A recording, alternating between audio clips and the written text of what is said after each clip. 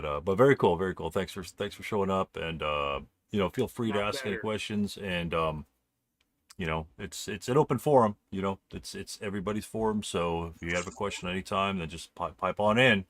That's what we're here for. So So go ahead. I had a question about human waves. If that's, I don't know if this is SK or ASL both. We kind of focus on SK tonight. We do have an SK one, or an ASL one, but you could fly it out there because human wave, in terms of the bonsai charge, is very similar. So if you wanted to do something like that, that would be fine. If you're, Okay, yeah, so yeah, good. the reading and watching some videos on it, the human wave, if it say one of the units uses 3 movement points and moves into the target hex, can the other units that are going with it use the 5 and go beyond it, beyond the target hex? Just keep going straight? Oh, I see. Like they have five remaining. Yes. Yes, yes, they can. In ASL, it's slightly different than SK, but yes, they can continue to move. It doesn't stop those other units, and what it does is once that enemy hex is occupied, then the other units of the human wave can bypass that essentially engaged unit and possibly engage somebody else further along down the line, or just continue moving forward.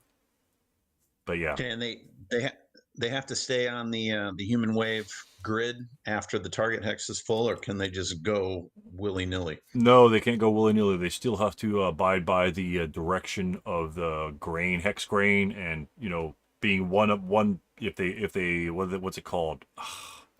It's like they when they distance themselves from the attack wave, then they have to be marked. Oh, range counter. They have to be marked Yeah, with a range range counters. Yeah. counter, and then they have to still abide by the normal rules of human wave at that point. There may not be anybody Okay. behind them, but they could just continue running and trolloping on the way. SK, it's slightly different. So, Well, there S is You know, no human wave in SK. right, but there's the well, bonsai in SK, but the bonsai mechanic essentially what I've read it to look like is once, let's say, your destination is 5 MF away and you have more MF, it's occupied. The other units of the human wave can kind of surround that location, but it didn't appear that they can continue to move on. They could just surround and then end their movement phase later on at that point. At so least by the example. So it's kind of free into the ass. It's like half the way of a human wave does, where you can still move, but you don't have to occupy that hex. But you can't really go as far as a human wave could, or a normal bonsai in ASL, depending on the location. Like Navy Guy was saying, once you enter that hex, if you enter on the second movement factor, or second movement factor, then you have six more to go. In SK, it's not quite so free. so I kind of got the idea from watching your 10-ton tank video against the Scandinavian player, Okay. where he used the human wave to basically throw his guys much further forward than they normally would have been able to go to. Right. Right. And because he could do that, and he doesn't have to. There's no requirement to entering an enemy's hex. It's just that he has to be within 8 hexes, and not necessarily 8 MF. He has to be in 8 hexes, and with snow, if you're going uphill, stuff like that. Obviously, it will give you, most likely, it will give you another hex or two of movement for free, and there's no CX, negative against that, and so on and so forth. So it does definitely have but the problem is you're all moving at one time, and you still have to go towards that target. You can't just stop if in case like a couple of your guys get shot. You still have to continue to move towards that target. So, but yeah, otherwise you could just human wave and have one guy move 8 and everyone's just kind of sit around. That's not the point for the human wave. Everyone's charging. So Yeah, no, that you got my question. Thank you very much. very cool, very cool. That's a good question. But yeah, that just brings up a part, um, the differences between ASL and the SK. I had to go look back at it and realize it's a slight difference. But with SK, most of the engagements are pretty close. Within a few examples, even the scenario we had just the other day, scenario of the month, it's pretty much a half a board, and so you're going to be on top of the guys anyway. So, but there are differences. I know every single scenario has its slight differences. And the scenario that we're covering today, Stand for New Zealand. If I'm not even in rooms. Somebody slapped me. Holy shit! What am I doing here? So somebody got a room set up or no? Okay. Oh, so Tactical Tuesday. I was off map because I was just looking at the scenarios, reviewing the scenarios. All right, I'm going into I'm in a Vassal room right now. Sorry, guys. Tactical Tuesday should be on the bottom. Nikki. So today we're going to cover 2 replays of the Stand for New Zealand, and so we're going to cover essentially kind of we're going to break down the scenario. We're gonna burn through the replays to a couple spots, and then we can kind of evaluate only those spots. Again, you could always go back. These replays are either on the archive or, I'd hate to say it, somewhere in here. If anybody wants the replays, I could post them later. But it's good to review, especially when you have situations like this, when you have a couple replays going. And these play out differently. And it's interesting the way they play out and the way the players approach the game. Again, it's not about the best way to win the scenario. It's about the best way to play your style. So everyone's got a different style. Everyone's going to have different plans and so on and so forth. And, everybody's plan can work. I mean, you can literally, in this scenario, I think this first one is Mark's and Jim's. In this first scenario, literally the British or the New Zealanders in the village, for all intents and purposes, they could just leave the village and go up on the hill and reinforce, right? I mean, that's an option that I hadn't actually thought of that option. That would be interesting because that would be about mano a mano going up the hill.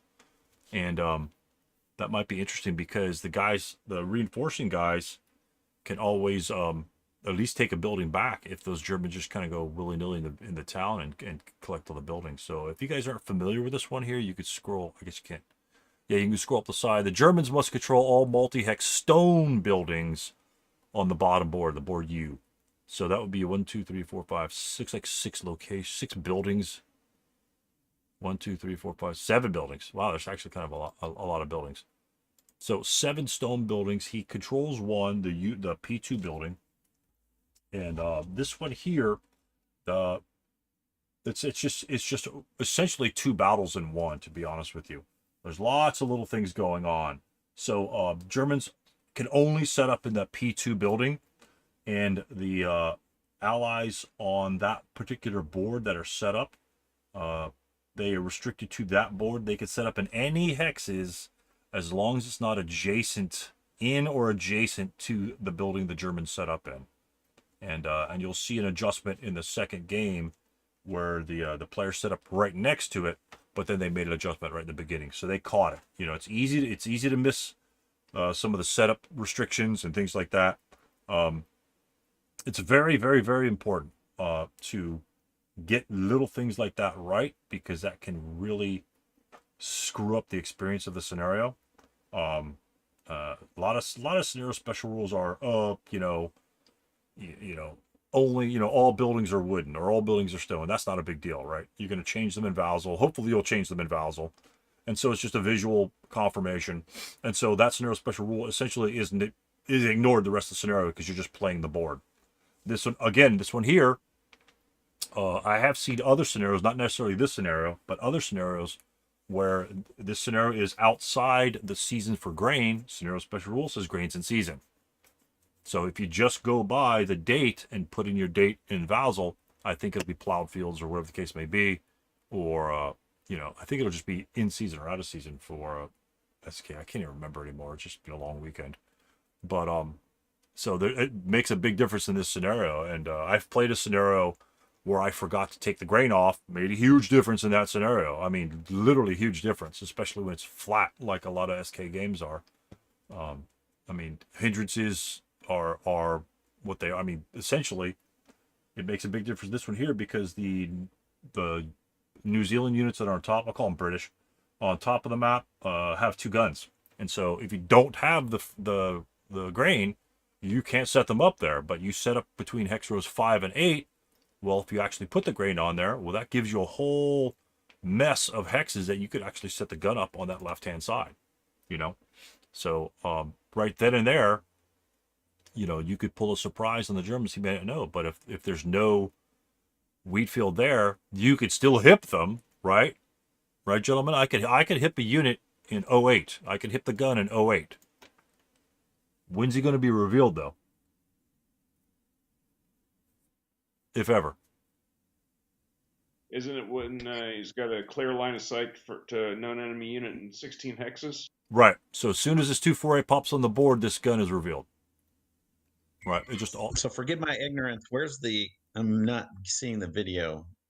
Where can I see the video? You need to pop into Vassal. Yeah, Vassal up. You need Vassal up and running, and then pop into Tactical Tuesday.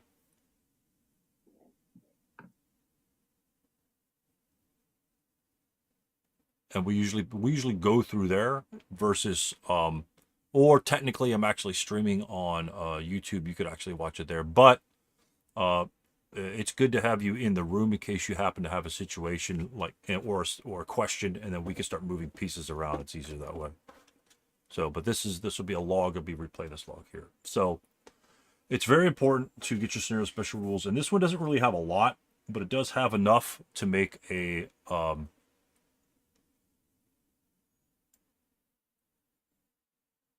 oh wow, okay. This one doesn't have enough to make it crazy, but enough to make it confusing, because essentially you have, you know, 4 different setups. The Germans come off board, the Germans set up on board. The onboard setup is not that big a deal for the Germans, but the Allies, the Brits, set up on the top board 5 through 8, and the bottom board anywhere but around those guys. And then the British have reinforcements on turn 5. So you've got split units, reinforcements, guys coming off board, guys set up in one building, and things like that can usually, you know, throw your head around. It's not like a, you know, straight on Revolutionary War fight, you know, one side just kind of approaches and grinds into the next one. So there's going to be a little bit of maneuver involved in this one here, and then we'll get into that in just a second. One special rule here: no capture penalty use for the guns.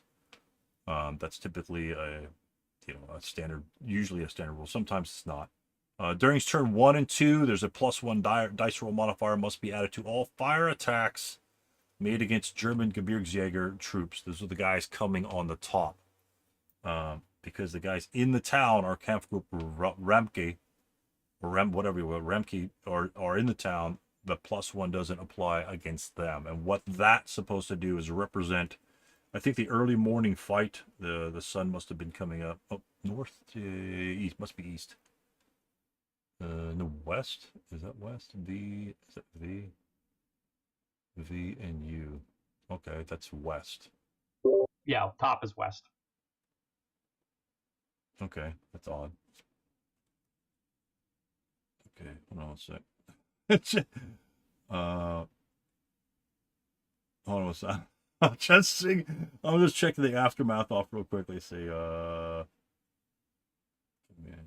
February, I think it was the aftermath. Maybe it's in the top part. Let's see. That's anyway. I thought it was supposed to be the early morning light, but the sun doesn't rise in the west unless you're on freaking Venus or something like that. But anyway, that's kind of yeah. Waiting until the bright sunlight was in the defenders' eyes, the mountain troops attacked up the hill. Oh, they're attacking the wrong direction, aren't they? I mean, the sun doesn't rise in the west, as far as I know. But anyway, it's not a big deal. They could have just said that was the north was the other way. It doesn't really matter. But yeah, pretty simple. Pretty weird about that. Again, that's kind of funny. Anyway. I hadn't picked that up until then. But anyway, it represents the early morning sunlight, you know, sun blindness in your eyes. Desert scenarios have that same sort of modification. It's kind of derived from the desert. The desert have a scenario special rule of sun blindness. Same sort of thing applies. They attack early morning or late in the afternoon, depending what direction they're going, and they use the sun for their advantage. You know, because you got the heat haze and all that good stuff like that. So anyway. Scenario special rules, read them. go back with them, go back to them every once in a while. A lot of times, like in this one here, the players were sharp enough to just put -1 ambush on all the guys. You know, no cower, -1 ambush, little notes on their units to help them remember their abilities. It doesn't hurt to put that on there. It takes like no time at all. And if you wanted to label them all like this, what you could do is just literally highlight all the squads, put Control L, all of them be ready to go. Have your -1 ambush as like something that you do already copied, and then you just go, Control V paste, and then enter Control V, Control V, Control V, Control V instead of having to type them all out. So if you say it's a pain in the ass, to do all that, you can kind of shortcut some of that stuff pretty easily. So -1 ambush is really huge because first strike can make a big difference. Damn. So another thing, I was watching this particular scenario here, and one thing that confused me, and it might actually do so as a player, because a lot of times you won't reference the scenario card again because you're just playing the game. And so I was referencing the turn track on the board, and I noticed there wasn't a // on turn 8. And at the end of the game, you'll see. I'll point out where that thing is, and it's important to if you guys know that you only have only the Germans can move on the last turn, then that's fine. But sometimes you might forget based upon what happens in the game. Something heated might be going. You were gonna do laundry today. Yeah, I'm gonna do that. But the battle might be going hot, and the half turn is a big difference there. So you've got the because I looked at it, I was like, why don't they counterattack? Oh yeah, then I looked at the scenario card, it was a half turn, so they couldn't counterattack at that point. But anyway, so the New Zealand setup on the top, you see they're spread out to kind of cover a good array of the German advance here. LMGs for good long distance shots from either side. And then you've got a leader in the back, hopefully that he can gather some of those units for routing and rally purposes. So if you have, obviously these units on top of the hill are designed for point blank shots if the Germans advance up there, to blast them at point blank, try and do as much damage as possible. Again, the Germans have 8 morale, so you're going to end very decent leadership on a couple of the leaders, a 9 and a 10 morale leader. The 10-2 is going to be your biggest problem, of course. But the 8 morale essentially allows the German to advance through pretty much throughout the open ground terrain. If they were 7 morale troops, I think this would just be an easy win. And so their 8 morale's got to make them pull through the day. So, and no cowering on the first line. I think the second line does cower in this particular scenario. Yeah, first line. The second line do cower. So these units there, all the units except for the one over here will cower. That's one thing to take into consideration. Now, so is there any reason why the 8-0's on the hill as opposed to down below and below the crest line? Down through here? I don't know. Maybe if he wants to go back this way, maybe that was his plan, or he just centralized another target maybe for the Germans to look at instead of firing at somebody else that he could possibly fire at. That's one thing you could put, but I didn't, this is Jim's setup. So I think he just put them in there centralized so he can kind of reach. I don't think whether the valley there is to protect him too much, because he can't fire, and putting him in the front could be disastrous, if the leader breaks the first turn. And the other thing you have to worry about in this particular setup, well, if the units on the left are going to break, they're essentially going to stay in the woods, right? And so that's kind of probably where Jones was designed to kind of move over there. And these guys breaking up here most likely are going to low crawl back behind the woods and to their destinations, especially if the Germans are up here. They don't necessarily have to route. Well, he might have to route in that direction, but we'll get that in a second. This guy right here most likely will just route backwards through the grain field in that protection. And he could pretty much select any destination within 6 movement factors, because more than likely there'll be a German over here or Germans, beside him that he can ignore pretty much most of those destinations. So he's probably just going to run away if he breaks and when he breaks. Now, what are the British facing in this sort of situation down at the bottom? You got to have to evaluate exactly what's going on in this map. So, the British here decided to set up away from the enemy Germans down below. And so, what problems do you think that could pose later on in the game? You know, they're a small source. They probably really can't counterattack out of that area. I mean, they could move out a little bit, but they're outnumbered essentially 3-1 down there. It's going to set up some route path problems later on. Right. Once the Germans reach the village, and they will reach the village, and as a matter of fact, in both games they reach the village about the same time, in different quantities. Just a smattering of units down here is going to create huge problems. Huge problems. So whether the player here planned, okay, I'm not going to worry about those guys until turn 5. That's where my tanks come on, and they come on and kind of blast them point blank, that sort of thing. And that's an option. That's something you could just kind of leave them to do whatever they need to do, because you could always follow up and just crush them later, or you can crush them early and go the other way. You know, it's problematic on both sides. Just depends on how you want to approach it. You know, if you want the tanks, if you want tanks come on, you want to go down here, you want to blast down through B road to get behind the Germans.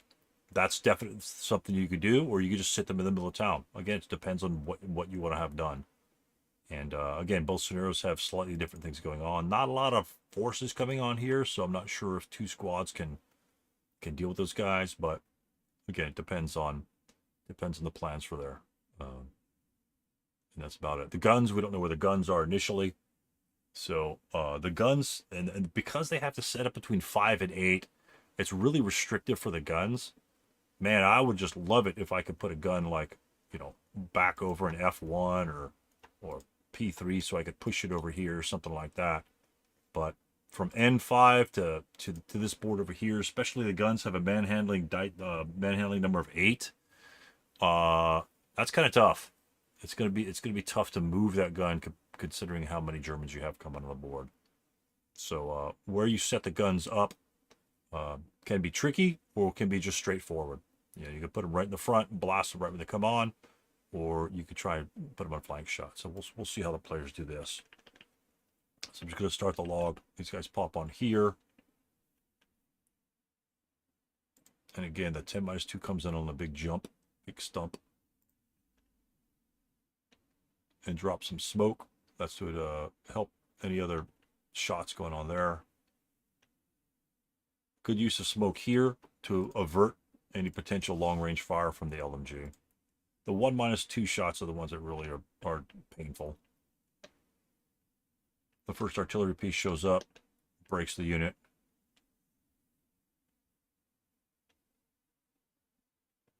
ATRs are centralized. Oh, look at the German advance. So many Germans, and they're probably just going to advance straight up on the hill.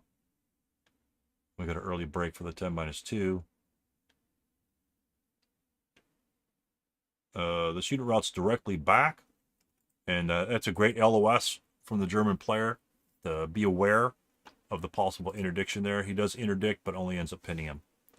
So it stops that unit like another 2 or 3 hexes. Let's see, 1, 3, 4, 5, 6. Yeah. That's 3 more hexes he could have routed back here. And now that unit's going to be in big trouble, because now he's going to stay within a range and line of sight of the Germans. So, but that's fine. It's not a big deal.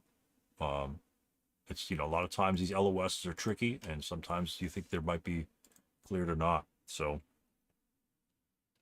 the other artillery piece shows up on the map based on these units, this unit advancing, and then of course the rest of them.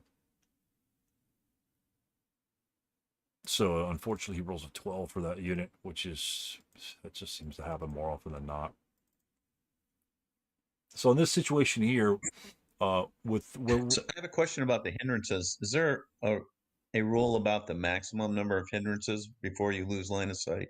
Yeah, 6, right? 6 combined. Correct. 6. Yep. 6 total. Right. So if this unit were on ground level, and there was a +3 smoke here, then he wouldn't be able to see these units over here because it'd be +3, 4, 5, 6.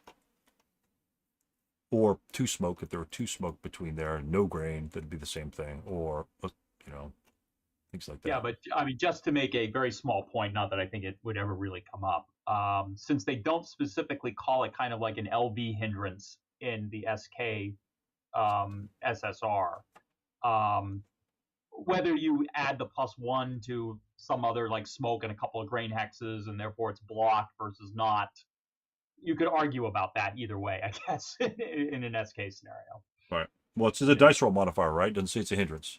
Right. It says it's a dice roll modifier. Right. So yeah. It's like being counter exhausted is a dice roll modifier, so that Right, wouldn't apply into again with the hindrance Right, roll. but I think like mist and sun blindness and stuff like that in ASL is specifically is a hindrance, is an LV hindrance. It's an LV hindrance, right? Right. So there's a slight difference in terminology, but Right. there could be a slight argument in SK, but in SK, yeah, I'd have to defer to saying no, it's not considered a hindrance, so yeah, Right. it doesn't count toward the +6, but just minor point. Yeah, and that is true with all the +1s here. So, excuse me, as you see here, well, Jones happens to be on top of this unit here. Whether Jones is probably going to be used to move that by giving him 6 MF, don't know. That would be a good option. The 8 would be still an okay roll to make, but at least he has 6 MF to perform that. There's always possibilities in something like that. The more MF, the better.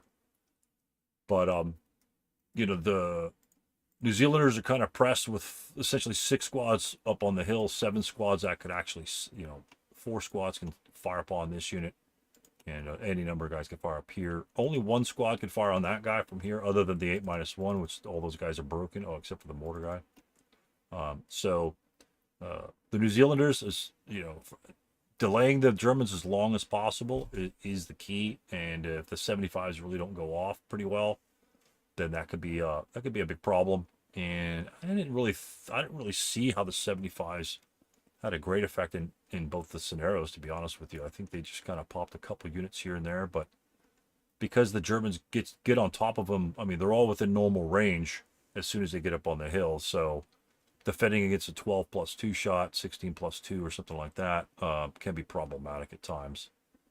So we'll just see what happens with that. Again, this is a situation that a lot of times if you have an aggressive player, they'll throw their guys up on the hill. And, is there a risk to the Germans, these guys being up on the hill in open ground?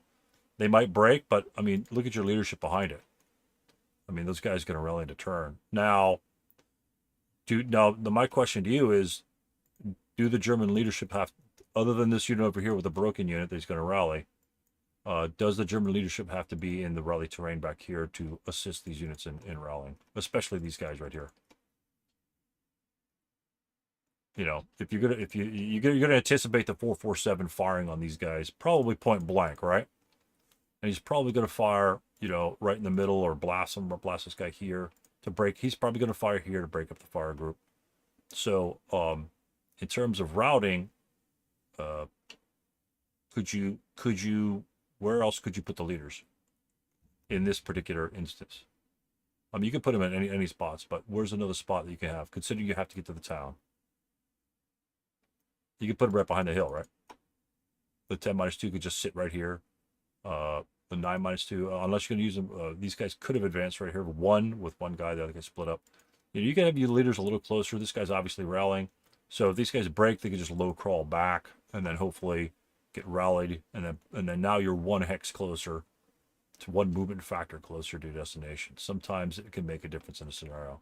In this one, 8 turns doesn't make a difference. 1 hex, probably not. But that's something to worry about. Like this unit here, if he breaks, is he going to route back to the 8-1? This guy's going to have a interdiction on either one of those hexes. So most likely he's going to low crawl anyway, and not get the benefit of that particular leader. So, but they are back there ready to rally anything that breaks. Guys on the bottom, I didn't cover much of the movement here. The Germans did move out here on the bottom because they moved first. And, not much you could do against stone buildings. Looks like he did get a shot on this unit here and broke the leader out in the open. But, he's got 2 squads in? Yeah, 2 full squads. That's actually not too bad. So what are your thoughts of point blank fire versus spray fire there up on the hill by the New Zealanders? That one, there's no spray fire in Yeah, no SK, spring fire in SK. Right. and these particular New Zealanders don't have it anyway. I think the first liners might have the underscore. No, they don't. Yeah, but and the Germans on the backside, if the Germans were to spray, well, they wouldn't actually really need to spray fire. But that would be a choice you want to make. Like if you're really swamped and breaking one unit, let's say that the spray fire would exist. If breaking one unit really doesn't do anything to your existence, I might actually spray fire because 4 even's not horrible a shot. And if you actually get a result, you know, like an 8, if you roll 7 on the 8, it's be a 1 morale check. You know, he's going to roll 7, so he's going to be pinned, and it's your turn, so it's not, the pin's not going to really affect anything, because you're probably not going to be alive to advance upon him and take advantage of his half firepower. So spray fire will take it down to a 6 for a normal morale check. Again, the chance of him breaking, but the spray fire will allow you to damage 2 units. And if even if you don't get the morale check, say you get a pin on him with a 7, if both these units pin, you essentially just eliminate 8 firepower coming back at you. So so that's something to think Forgive about. my ignorance on SK. I apologize. No I worries, don't no know worries. the difference. Yeah, no worries. Yeah, a lot, like I say, my rule is if you're asking if something exists, although the counters are exactly the same, it probably doesn't exist in SK. You know, like fire lanes and things like that do not exist, and so a lot of scenarios can make a big difference in their fire lanes. But yeah, pretty much just kind of just whatever you know, it's insta shots and things like that. But yeah, these guys don't even have the spray fire. But yeah, given a lot of these guys do play ASL, and so the same situation would show up in ASL. And again, that would be a judgment call on what you think you want to get away with. You know, if this guy's with an 8 morale unit, the spray fire might actually be better in trying to at least pin some of those guys. You know, because if they pin, then the half firepower, your 8 morale might actually save you a little bit. But the 7 morale is it almost seems like a world more fragile than an 8 morale unit. And even firing an 8 even shot on this guy, again, it's a 7 for a 1 morale check. He's going to at least pass that with a 7 and be pinned. So he'd actually have to roll a 6 or less to be broken or to be not affected. But the chances are these guys breaking without combined firepower. Now, if this unit were right here, you know, they could do 8 and 8, which would be a decent shot, or a 16 if it would break up a huge fire group. But that's and then the decision do I run them away? Do I advance this assault move down the hill and only take this shot, which would be an 8 - 1? And this guy obviously can go here without even be fired upon, which might be a decent option. You know, so they're just meant to delay. These guys are just meant to delay the Germans, and you know, the longer they stay survived, especially the 75s, the better. Again, if this unit drops down, let's say this unit drops down, what do these 4 units have? What do these 5 units have to fire at? The only targets they have are the guns. You know, I would much rather sacrifice these units here and having these units focus on these units than the guns, because the guns actually have a rate of fire, or intensive fire for that matter, and the guns hit with more damage. You know, that'll be an 8 to hit in the prep fire phase, and then this guy will be an 8 if he gets rate of fire. You know, if he intensifies, then he can go over here for a 6. You know, 8 and then a 6, so they can get 3 shots off or 4 shots off with 12 firepower. These guys get an 8, and then these guys will have 8 firepower on top of that. If you take the targets away from the Germans, they got nothing else to fire at, so they're going 12 and 12, and that's probably enough to break both those units, and then you have not much after that. So again, it's depends on what you want to do in terms of how you plan to slow these guys down, and there's obviously lots of different ways to do it, but those are just options that you might have.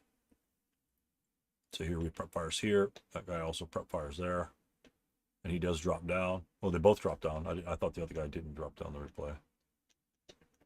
So let's see what happens here. There might be some action down the bottom. I'm kind of looking at the top right now. The bottom is pretty much still in building, so not really a lot happens down there. But if you see dice rolls and nothing happen up top, it's down the bottom. So if you scroll down there. So it looks like the guns were unscathed. The leader moves back, so he doesn't just get killed for nothing. And again, the New Zealand force is intact. So luckily, it looks like the Germans rolled pretty hard rolls. I expected those guys to be eliminated. German turn here, prep fire a couple moves. Let's see how he moves up top.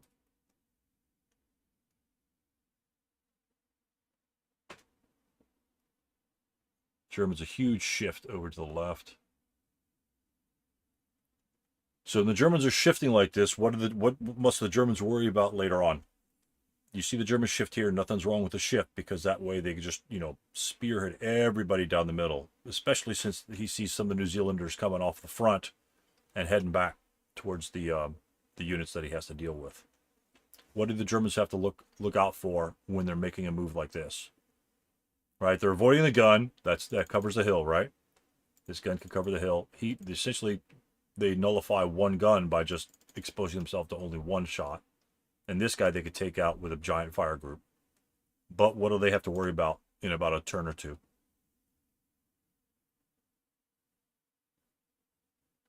What do you think might happen in a turn or two? Well, I mean, if the British can kind of get behind them, Right. if these guys on the right can kind of swing over behind them, they might start having some route problems. Right. They don't need to be an offensive force or a counterattacking force. They simply, for all intents and purposes, eventually in about 2 to 3 turns, when the Germans bypass this hill, either sit up on this hill or sit up on spots where they can be seen even here, even occupy this building with all this hindrance to German units that might be penetrating over here. If they get broken, they won't be able to go backwards because they have a line of sight to this unit over here. And that's really all you need, even over here with all the +4 hindrances. So that's something to think about for the Germans here. What it does is it almost forces you to leave a couple guys up on the hill to finish off some of these other guys. There's 3 guys and a gun left. That's a pretty sizable force from what they started for. It's over half that's a little bit more than half their force, and that's something that you may have to worry about. Plus the gun at this point, if you've got extra infantry, if you completely bypass the hill, you could push the gun into a position like H3, and that's going to be a big problem, especially if you reach positions like in the village that he can kind of see. Now, if they're firing back at you, although he can't see you through the orchards, now the Germans are going to be out of range, and so if they would try to retaliate, some of the units might be out of range and less effective. So that's something to think about. I don't really, the artillery pieces firing at infantry and buildings is really not going to be a problem. He has to roll super low, and most likely the Germans are going to just be moving through the village.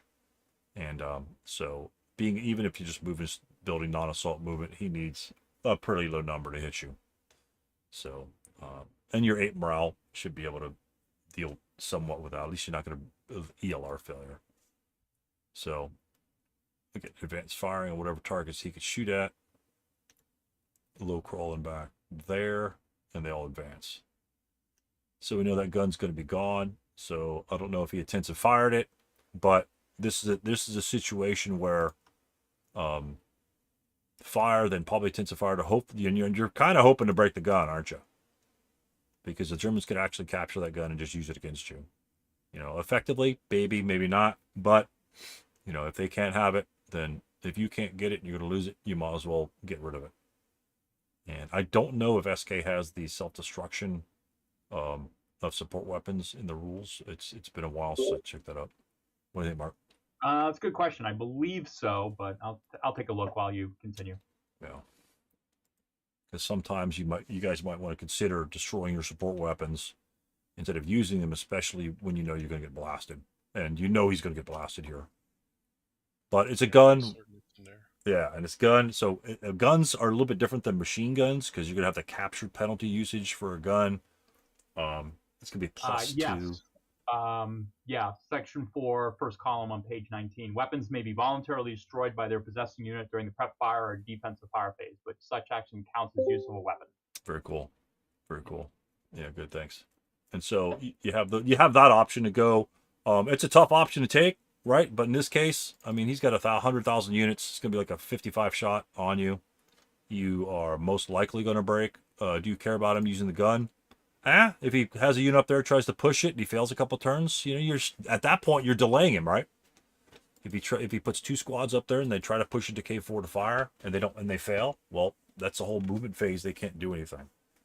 So if that's a distinct possibility. If that was an M12 gun that he could push that thing around like crazy, that's something that might have a bearing on your decision. But M8s typically have a difficult time moving around. Doesn't mean they're impossible, and the Germans have the units to help push it, so they can negate all those bad penalties. So he does break, both for a cruise break.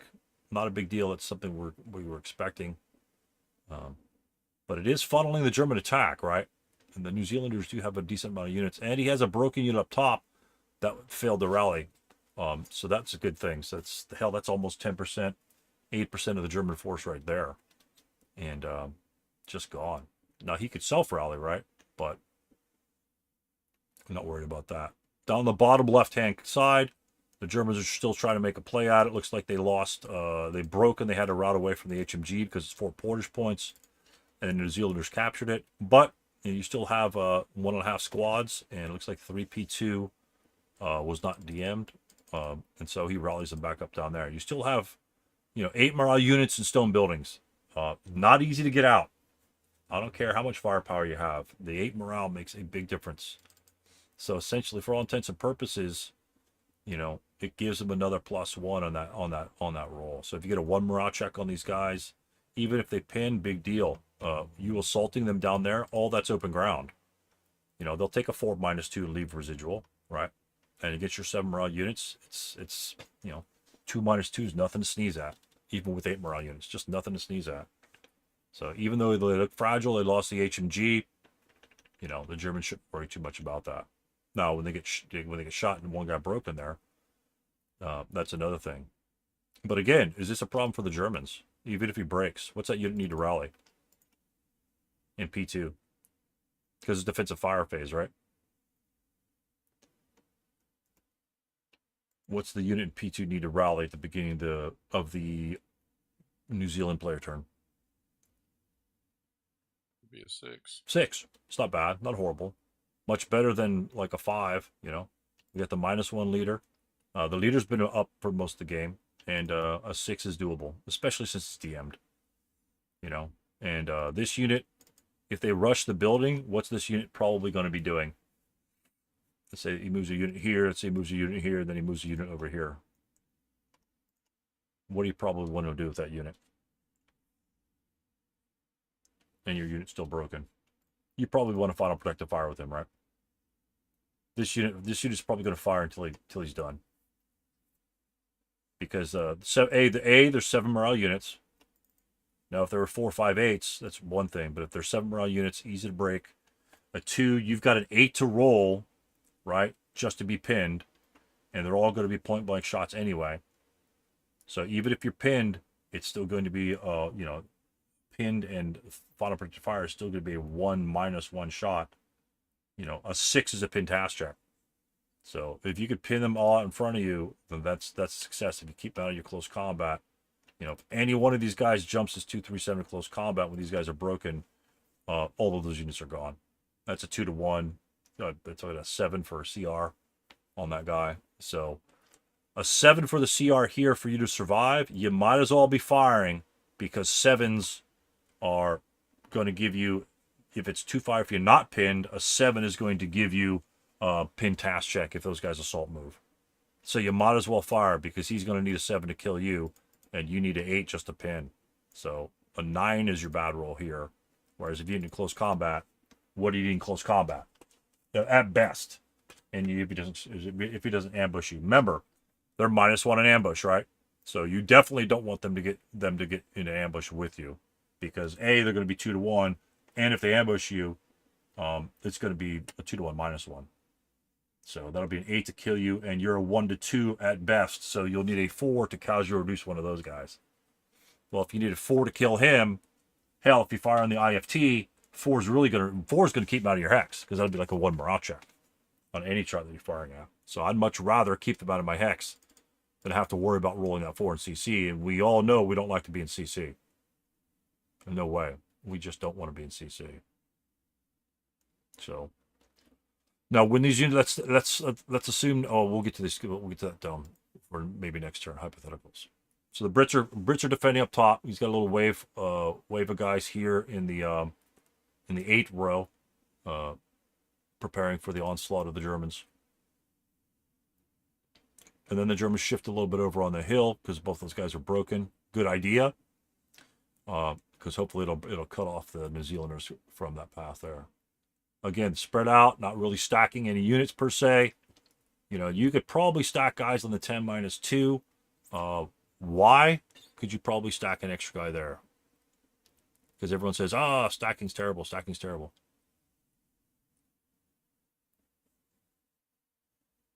What makes you get away with stacking a little bit on 10-2? Well, you know, I mean, 10 morale effectively. Yeah, So yeah. nice. You know, and then obviously having an extra unit on top of them gives you kind of a mini kill stack. You know, certainly gonna, especially when you start getting into the stone buildings, certainly be nice to take 8+1s instead of 8+3s. Yeah, 8+1 makes us 7. 7 really hurts the 8+1s. Yep. So, and the 10 morale goes a long way. It really does go a long way. The 9. So you're going through this pretty quick. Has the German been using his mortar to lay the smoke, or has he been laying it with his guys? His guys. The mortar does not have smoke. It's a support weapon mortar. It's not like the Japanese one. The Japanese one, I think, is probably the only one that has smoke in SK. The M2, American M2 has smoke. Well, no, actually, yeah, that's a good question. I think it has. I think it has white phosphorus. Yeah, I'm not. I don't know about that. It might. Yeah, I don't know. Yeah, I don't. It doesn't. It doesn't. Yeah, I don't remember it of having It's some. 1945.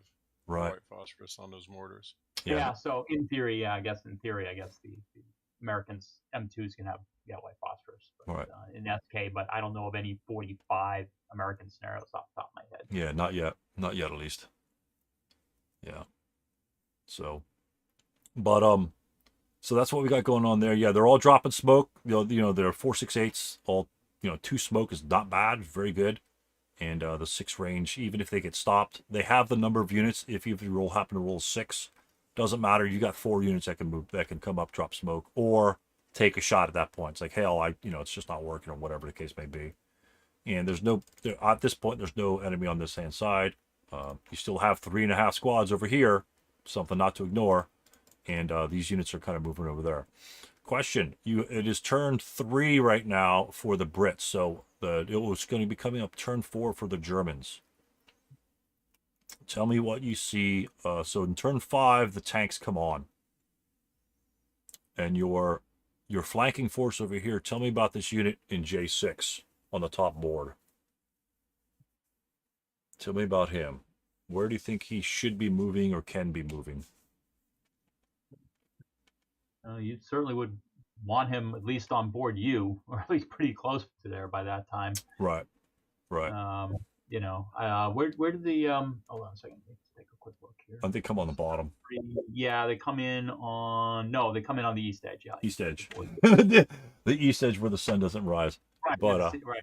Yeah, they probably should have. But the east edge down here, and so obviously you're not going to get that full line of sight there. But 18 movement points. They could be CE when they come on. He could bust ass to the edge of this board and still have like 9 points left over, or 13 for that matter. He's probably going to button up somewhere in the middle of town, but then he could still have 10 or 12. So he might be moving over to this hill location over here to prevent those tanks getting up on this hill, and then making a shred attack on the left-hand side. That's possible because the other ATR is kind of centralized. Not a big deal. But again, making sure, and the mortar as well. The mortar's moving up, making some good move. Definitely try and stack that with your leader, because you can't dismantle it in SK to get that thing moving. Because what can the mortars do? Can the mortars do anything against these tanks? Yeah, it's going to be what? It's going to be -1 because the no armor factors sorts of things, and so might get a lucky shot like a 3. I think a 3 might knock the tank out. Yeah, I think a 3 or 4 might knock the tank out because you're gonna have the -1 for the armor factors, and then hell, there might be another -1. But 3's nothing to spit at. You know, essentially it's an anti-tank device with a 3 rate of fire. I mean, you can't ignore that fact. I would much rather fire on the tank, because what do you need to damage somebody in a stone building, right? Let's say I'm not going to fire on the tank. It doesn't do anything against the tank. I'm going to fire at the stone building. What do you need for an effect against a stone building? Practically a critical hit. Yeah, you need a snake eyes, and then let's say you don't roll a critical hit, so you're rolling the 2 chart, and so you roll 2 plus 3. What do you need to roll for an effect? Well, a 3 is a pintask check, right? And so, yeah, pintask checks are great. I love pintask checks, but it could be taken out of tank with that same 3 that you're, quote, wasting on an infantry unit, right? You have enough units, infantry units, to, you know, at least cut movement paths and things like that. Like if you're over a pair of P1, nobody's going past L6 going getting shot, you know, that sort of thing. So you've got the units to, you know, cover the angles, so to speak. The mortar, obviously the crits, you know, you can't ever rely on the mortars and the crits against that. But they are still effective against these tanks, which are very fast. Again, the tanks can either come in the village, or they can go upside the hill, and if they get behind you and they start shredding you with 8+1, 8+3 shots, those guys aren't routing backwards at all. So that's something to consider. This is kind of tricky here because the Germans have a decent amount of force. Do the tanks need us to flank them? I don't know. I mean, there's a lot of infantry behind them already. It might actually make that part of the decision on the Allies in this particular case. Say, well, I've got guys behind them that could threaten them. I could just put my tanks in the village. So it's not a big deal. And considering the Germans aren't yet eliminated from the village, and he did rally. Look at that. That sucker did rally. Sometime. That guy's up and going. So that they don't have their HMG, which is a big part. So here comes the German attack. And the one thing about the scenario, which I thought was really interesting, it's a really... Oh, yeah, it immobilizes as well. Milky Way says immobilized as well. So, yeah, absolutely. The immobilize is huge because, right, if they're stopped in the middle of the tank, you don't have to worry about those guys swinging around at you. Absolutely immobilize. Big part of it. Or shock, right? So, one thing, there's a lot of shooting going on in this particular scenario, especially when you get in town. And this is where the 8 morale from the Germans comes into play. Because if they had 7, they were 4, 6, 7s, right? Then the Brits just kind of sit up on the edge of the town, and they blast them as they come through. They just won't survive. The 7 morale's not going to. I don't care how much leadership you have behind them. You guys have to move, and you've got 7 buildings to take, and they're all stone. So not easy, not an easy task to do. But now, see, this is game turn 4.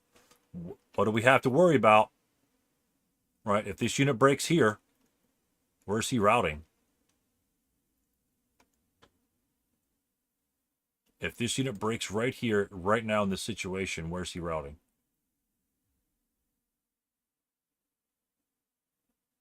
The 447 and N7.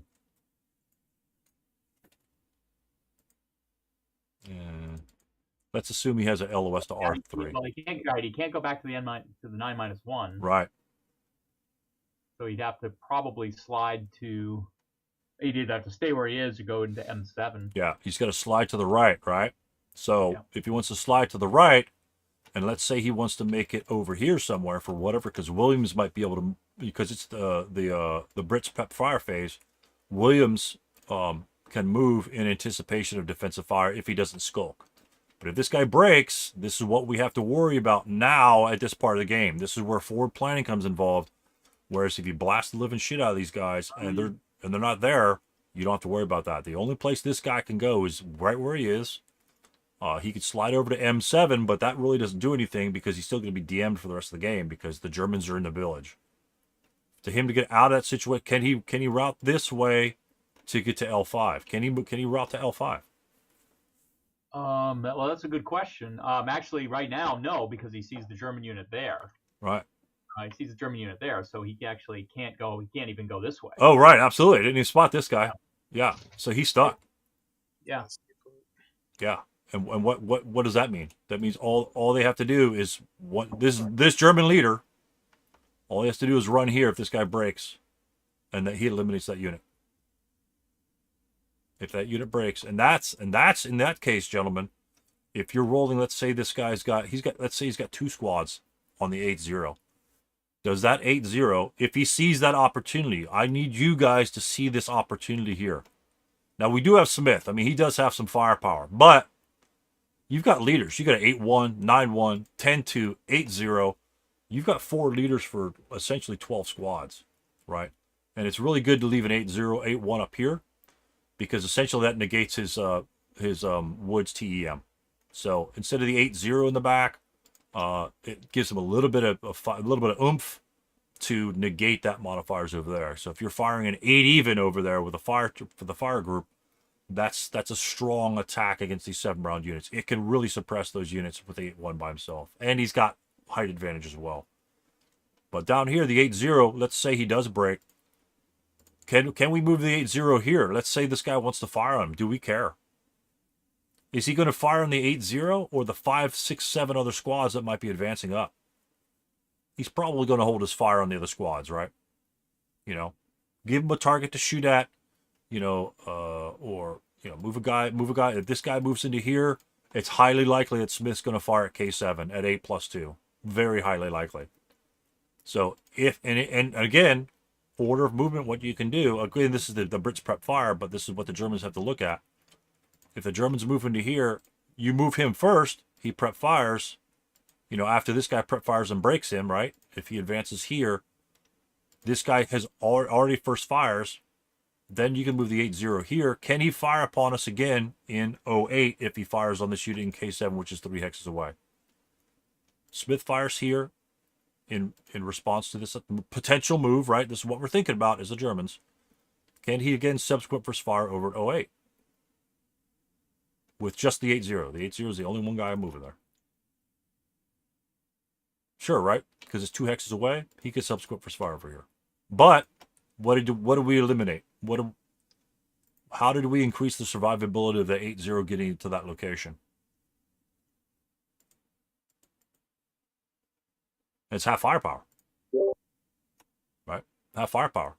If he fired over here, it's going to be 8+2. If he fires subsequent first fire over here, it's a 4+2. We just eliminated 2 columns off of the Allies' attack. So we don't necessarily want to move the 8-0 here because the Brits might say, oh shit, my guy's gone unless I kill you. And you don't give them a choice, right? If you bait the shot here, then you eliminate one unit. We don't care if this unit survives, it breaks. He could always rout away. You got Orchard, you got tons of shit. There's no threat of this guy being broken there. He simply routes backwards in his turn. The Brits aren't going to come and surround this guy. There's too many Germans. So you essentially soak off his firepower, you know, like you guys that played the old Avalon Hill games, right? they were broken Milky Way. So the old Avalon Hill games where you want to soak off an attack and lose units so you have an advantage somewhere else. This is exactly the same thing. You soak off this attack. Hopefully he takes it. And if that's the case, then the 8-0 can move here. You know, you probably want to go straight because I think he's got line of sight to 09. Again, that's what you want to do is you want to clear the village. Check your lines of sight, you know, get familiar with lines of sight, and he can cover those open ground hexes, but he can't cover N8. But something to think about if this guy happens to break. And the 10-2, well, he's not in a position to break right now, but that's something to look at forward. 8-0s can kill units. 6+1s can kill units. So we're going to go through here. So they react. They kind of, the New Zealanders come up, and now the Germans are pushing out, right? We got a guy here that broke for some reason. Final protective fire, it looks like. And he's broken, so this guy's going to be in a world of hurt. And he moves up there. Again, we have the forces to kind of charge the Brits. And of course, he advanced here, so the point was moot. But we look down here. Let's back up 1 second. Where's this unit routing? In N4 on the bottom board. Right? Our advanced fire attacks are going to be almost nil against this guy. 4+2. This guy's pinned. It's like 1+4. But nothing's going to happen. But where's he routing to?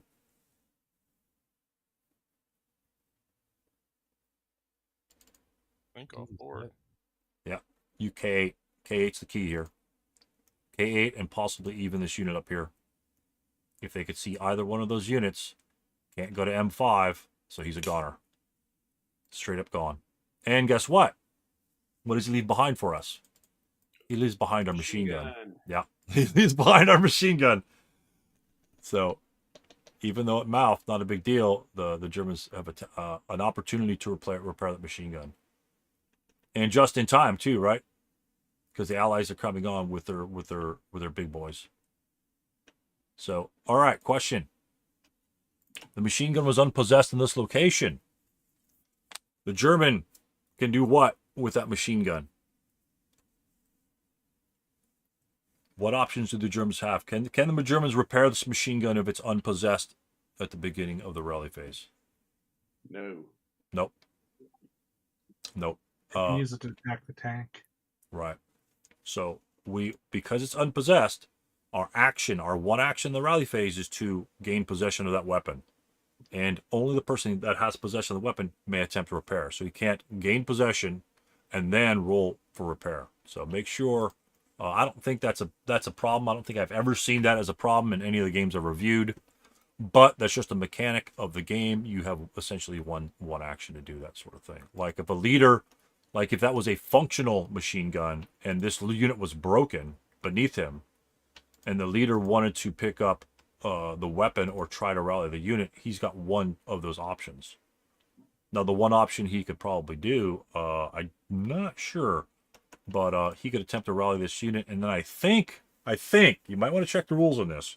I think the unit then has an action. Whether his action was to rally, I'm not quite so sure. There might be a technical difference between that because the leader is actually performing the rally. Whether the unit itself is actually, quote, using his action to rally, that might be some sort of thing you might want to look at. Because I think in SK it's very specific as to the order of events in the rally phase. Since rally comes after recovery, various recovery options. Yep, gotcha. I don't think you're allowed to do it. Right, and that's where the ASOP is very useful, in that sort of thing. So, and that's why you have the ASOP because can I pick it up? You say, well, no, because you can only do it first. And it's not randomly why that's that way you don't have to worry about that sort of situation. So let's continue moving through this one here. Looks like we have lots of Brits. Again, we have lots of Brits in the village, but if these guys break here in the middle, it's break and die time is what we're looking at. Break and die time. And one thing we have to consider, and it's in the scenario special rules, pull out your scenario special rules. AFV may not enter a building hex. Why do you think that's so?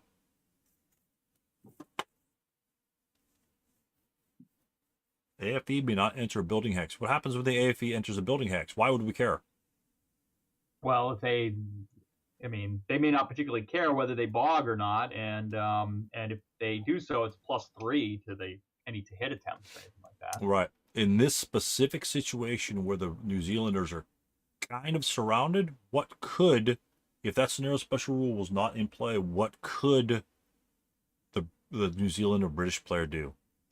If that scenario special rule, he could simply drive his tank into that location, freeze him. Then these guys swarm him like the sleeves freeze, the SK sleeves freeze, and then we could possibly jump him in close combat for an ambush and try to kill him that way. But since we can't do that, because the tanks can't control the buildings anyway. So why have that scenario special rule? Well, it's to prevent this. It's to prevent the smashing in at the end of the game. And, you could say, well, is that realistic or not? I don't really care because it's a scenario special rule. So it's probably for balance sake. Because they do have. Well, remember, I mean, we were doing that all through S26. Right, exactly, right? Big difference. Yeah, it's huge. Tanks were smashing into those buildings. Yeah, we'll get to that one. In that scenario. So, yeah, that's good. Certainly is a tactic we're thinking of. That's your PhD dissertation of SK in that damn scenario. That thing's gigantic. So the bad boys come on here. They're just sitting back. Again, they have to control all the buildings. So it is British turn 5. So the Germans have 1, 2, 3 turns to control all the buildings. Right now, they only control the one back in the corner here. Only the one back in the corner. But all they have to do is break these units in between them, and they're gone. It's going to be it's crumbling like a house of cards. but there are a lot of British yet still in the map. So it looks really good for the Brits at this point. You know, the Germans, I mean, anytime you go street fighting it or town fighting, it's +3 materials. It's just a bitch, you know. But now once they get into the town, who has the advantage? The Germans will have the advantage because they have the morale. Slightly better morale will win the day in the equal terrain types. So we've got some movements here. Again, we got some ATRs moving up. Very key. The ATR has made its way into the town. Perfect. Looking at the top, what do we got up there? We've got one unit with the mortar that they happen to repair. Perfect. Is keeping these guys at bay. Question. It's British turn 6. C7. What might you consider doing with C7?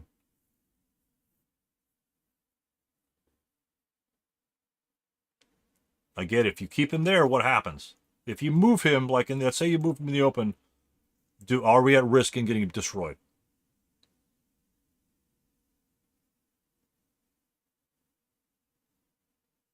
Right? Yes, we do. Right? He could shred us. 4-2 in the open, mortar opens up, so on and so forth. But if we don't move, then essentially we lose 2 units and a leader. Right? We could make our way. I don't know whether he does or not, but we may go up here. Hell, we could potentially get to this location at the end of the turn, recover, push here, and fire on hapless units in the town. And get to that hill, H3, which does exactly the same thing as the Germans' units down here. Whoever breaks first pretty much dies in that situation.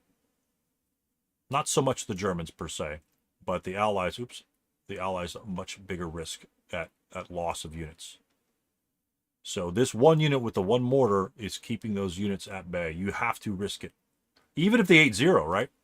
At this point, this 8-0 does exactly what we contemplated over here on 08. We don't move the 8-0 with these units unless we can get them outside of his firing range. And he could fire it on everything. So do we maybe move the 8-0 here? 1, CX and 1, 2, 3, 4, 5, 6, 7, 8, advance. Is he going to fire on the 8-0? Don't know. Yet something you have to read out of your opponent. If he knows what you're doing, that might be a possibility. He's the best morale unit there. He's the best chance of him getting up there. We're not using these units on this hill for offensive or counterattack purposes. We're using them for route path destruction. Right?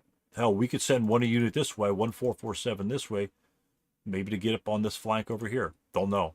Or send him straight forward to get this guy to first fire. Once he first fires, let's see, even if he breaks here, then you can move your leader.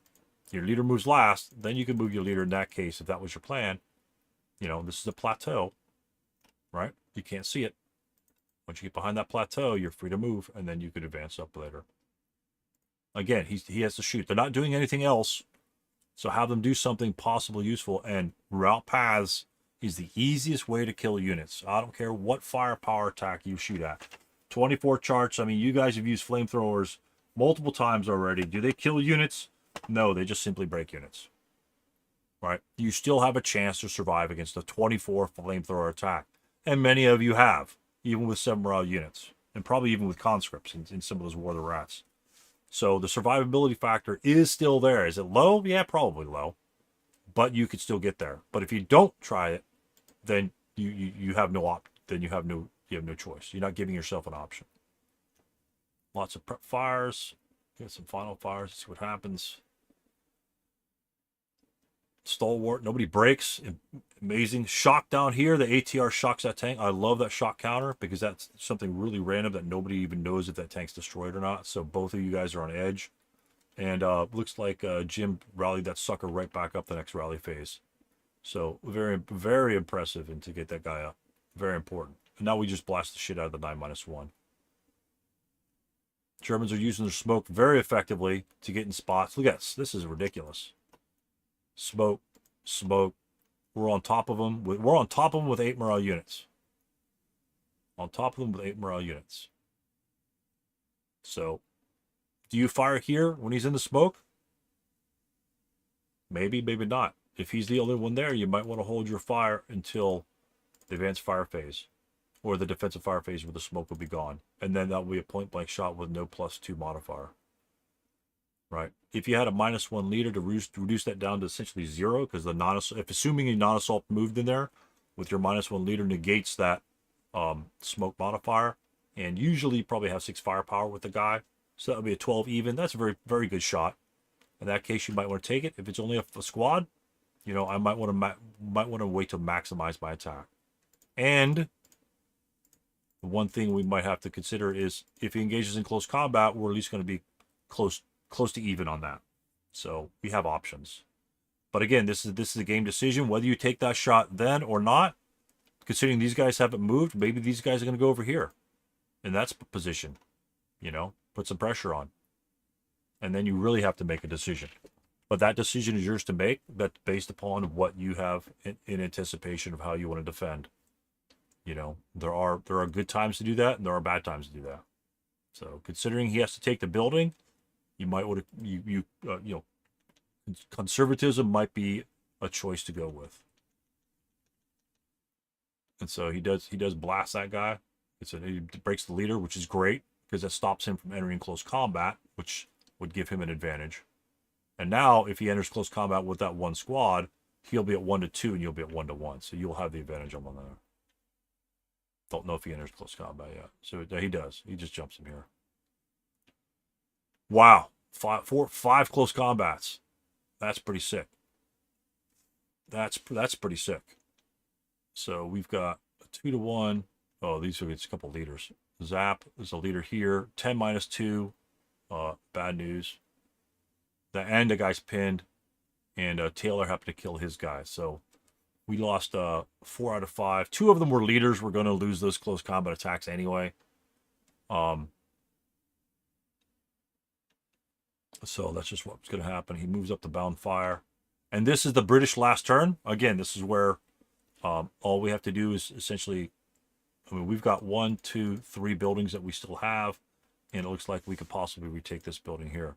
Unfortunately, the 237 fires on this unit here and pins him in the street. Again, pinned is sometimes much worse than breaking.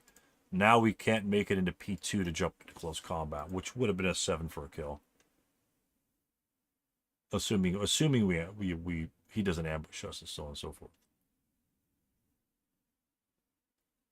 So at this point, breaks. We got our squad broken here, leader here, broken units here, broken units here. And then the Germans just kind of swarm them to force them the route out of the building, jump into close combat, annihilate this unit. Even though the leader is by himself in that building, I mean, I don't care how many German squads you pile into that building, the leader still prevents control to be lost until he is gone. And the 10 -2 and 2 squads kind of does that. So, and then the 447 couldn't get over here. This was huge right here. This pin saved the game for the Germans. This move over here. That one pin, that one stupid pin roll was the difference. And again, the SSR comes into play here, right? Because otherwise, the New Zealand Brit player would have just driven into that hex. So he couldn't fire on him, and then the 447 moves here and jumps into close combat. And that's a different story. This is the reason why that SSR is in the game, is to allow the Germans to defend what they can grab. You know, because it's still tough. You know, 7 stone buildings. You got unopposed armor and stuff like that. And we have Jones up top. If you look at Jones up top, we got 2 squads that were out of the battle. You know, even though the mortar went down here, did nothing. He did hold him at bay for a number of turns. And should you attack him early, late? Don't know. But he's got to do something. He's got to be able to do something, because that's a sizable amount of your force. You know, if anything, it stopped 1 or 2 squads from entering the fray earlier. Could that have made a difference? Absolutely, absolutely. But it was pretty close here. I mean, I thought the Brits had it until the very end, right at the very end. But you know, broken units and brought out of the buildings, and a little 238 actually saves the game for the Germans. Good exciting game. Good exciting game here. Any questions on this game, gentlemen? Milky Way has a question. He says, does SK ever limit crew abandoning a vehicle? There are no crews in SK. When a vehicle dies, gets destroyed, it's just gone. Nothing. No crew, no nothing. No, there aren't even any crew counters in SK. So Any question? No vehicular crew count. Yeah, vehicular crew. Yeah, there are infantry crew counters, which are the 228s, but no vehicular crew counters. Okay. Yeah, that adds another ball of wax to the confusion of vehicles. Yeah, so I kind of like it that way. It's kind of makes it easier, to be honest. It's easier to be honest. So, all right. So, any questions on this game here? I think it was a good fight. The Germans had to adjust his move at the top, shift to the left. The New Zealanders had a good defense on the right. The Germans had to kind of deal with that and not really ignore it. And they essentially kept them pinned down up there for as long as possible. And then say, okay, time to move. The mortar moves forward, tries to help the town. And then Germans happen to, do what they do is drop smoke and advance with their 8 morale and weather the fire and take control of their buildings. Really close fight there at the end. I thought it was a British win really easily until, but that's why you play the game out to the end, guys. You play the game out to the end. This guy over here, I would have said, oh, this guy's just going to charge me. I can't do anything about it. Whatever. I'm done. You got a couple guys here, a couple guys alive in here. Sometimes it can look brutal, but hey, a couple of 8s, 9s, 10s on the infantry fire table, and all your units can attack and just jump him. And just continue to play the game. You've played it this far. Don't quit on turn 6 or 7. When you played this far, unless you absolutely have like nobody left. Then that's a different story. But a very close game. Lots of good fighting. Lots of good smoke usage. Even smoke coming across the town at the top of the map. New Zealanders kind of let the Germans go through and try and preserve some of their force, which they were probably just going to get annihilated anyway because there's nowhere for them to route without getting interdicted for the most part. So they try to preserve their force and try to do what they could. It's a tough situation. Do you take a risk? Again, that's all based on your decisions. If you want to be aggressive, be aggressive. If you want to be a little bit more conservative, and if that fits in your game plan, then that's fine. Just work for it. But always review, if you lost a close game like this, especially because this is a super close game, right? Just go back and review the log and just look at one thing. And I always tell you, just look at one thing during the game. Routes. Did I position my leaders properly? Did I form fire groups effectively? Did I not use smoke when I should have used smoke? Should I have moved a unit before moving the 10-2 that got shredded in the street? I did that the other day. I screwed that one up. Things like that make a big impact in the game. If the 10-2 was charging down the road, just trying to charge the units, and he got shredded, and let's say he got wounded, well, he's not going to be able to help clear these buildings out now, is he? The 10-2 is very critical, very easy to be able to shred everyone in this building because they're all 7 morale. And you get some morale check on them. These guys are at least pinned. And if they're pinned, the 4.68s can then, you could take point blank shots of that. It's just going to be a 4-1 or 4-2. It most likely will give you a 1 morale check. A 7 will pin you. So what? The next guy might make it through. And you've got the numbers for that. So pins are very effective to take advantage of. So, all right, we're gonna slam the next one. We've got about 30 minutes. We can slam the next one pretty good. Unless you guys have other questions on this one here. Close that out. And this one here is from Anton. I don't know who the opposing player was in this one. It's Anton. This is from the Russian ASL group. And the setup's quite different, obviously. Okay, it's you could sync with me now. They don't have the names up there, but they'll pop through here. Setups are very similar to the top of the map. Jones is behind him. Both LMGs are on the right for the long distance shot that could probably cover I-10. And then the other 3 squads are essentially covering the rest of the area. But if you look at the bottom, for those that have synced, you look at the bottom, the unit in R4 obviously is placed illegally, but they do make adjustments. They notice it, and then they just push it back a hex. And then they proceed with the game there. So Anton starts up prep fire. Nothing happens there. And then they start moving up on the hill. Again, wheat field, right? If you don't read the scenario special rules, you won't be able to place your gun in 07. Well, you could place it in 07. It just wouldn't be hidden from view but he happened to shoot immediately anyway. So, and it covers down this road here. Very, very aggressive position right there to cover that side.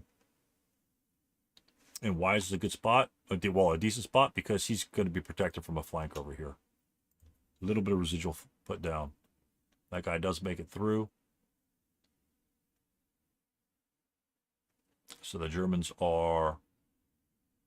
It looks like they assault. Pretty much just assault moved on onto the map. Oh, we got a K on our ATR, which might prove damaging later. Germans are rushing the right-hand side. Lots of preps at the final fires. A lot of broken units yet. Even down the bottom left.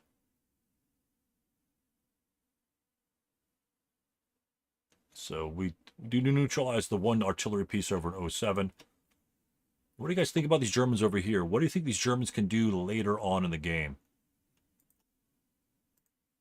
I like the Germans over here for some reason. And tell me, although you have to go through the woods, what can these Germans do further along in the game if they keep pursuing that that move straight down the line over here?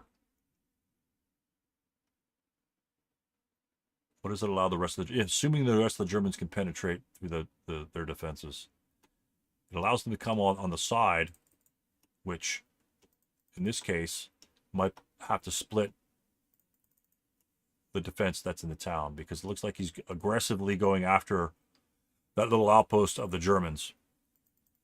And if that outpost is gone, then he can concentrate his forces, especially his reinforcements coming along as well.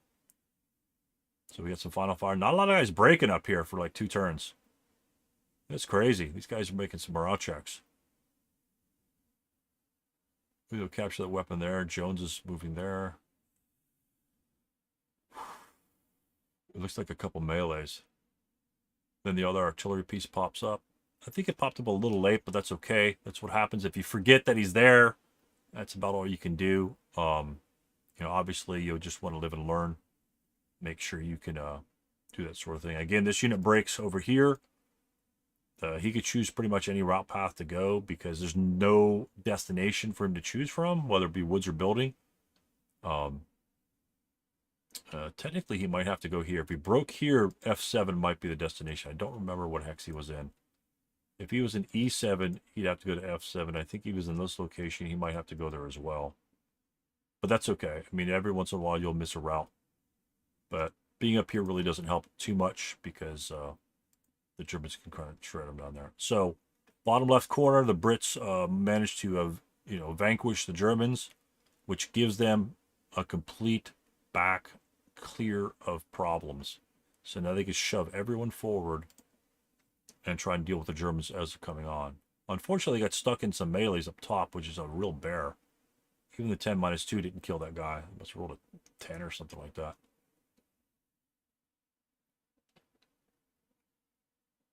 The Germans are making good headway on the right-hand side. A little bit of trouble in the middle. But the problem is there's no one behind the Allies in the town. We are on turn 4, Axis. It's about the same spot where the Germans were in the other game. Right? Matter of fact, we might actually have more casualties for the Germans and New Zealanders on both sides. Man, those guys are stubborn to die. There you go. So how many units do we have now? 1, 2, 3, 4, 6, 7. Wow, we have like 8 units left from the guys coming on. This might be pretty tough if you have the 8 units, considering there's no one behind them. And now pretty much the German just kind of like, it's at this point, you might consider it might be a little desperate for the Germans because they have to take the entire town. And the armor's coming on now as well. All right, morale doesn't stack up because they've got the medium machine gun, the light machine gun in the middle. Everyone can prep fire. Now the tanks just kind of just shows up and does its thing. See how fast they move? We're up on the hill. Now we're covering the German approach.